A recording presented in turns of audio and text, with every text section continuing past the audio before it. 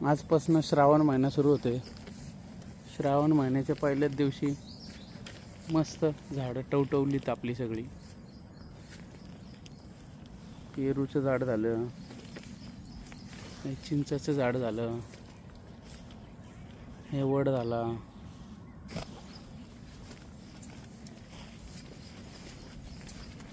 इकडं तामणचं झाड आहे,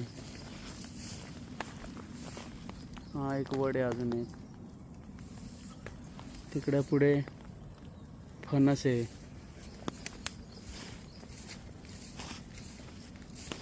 ते मस्त फणसाचं झाड लावलंय कोणीतरी, मागच्या 8-10 दिवसामध्ये लावलं असेल बहुतेक.